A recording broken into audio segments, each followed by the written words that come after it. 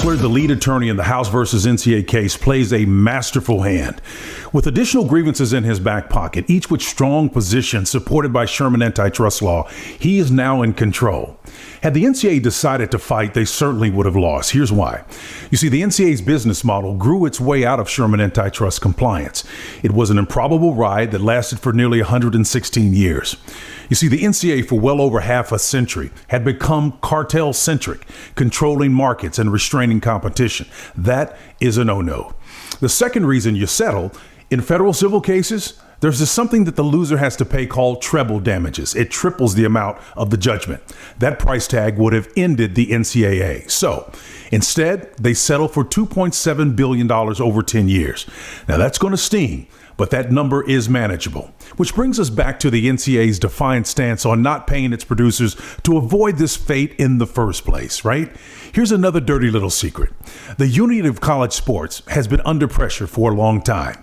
As competition grows, big-time programs finding it harder to swallow having to subsidize the Hofstras and the Amhersts out there. So it's a bit of a thieves' quarrel, the way I see it. States seceded and nations revolted over lesser issues. No one talks about this publicly, though.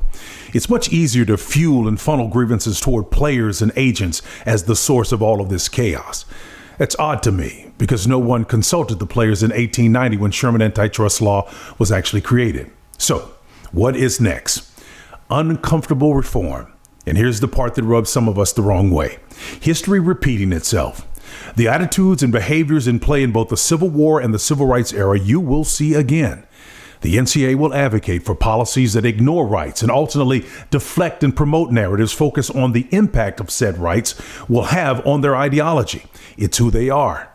In whatever future role they play, if any, the NCAA should begin with rights and consider James Baldwin's words and make them their refrain.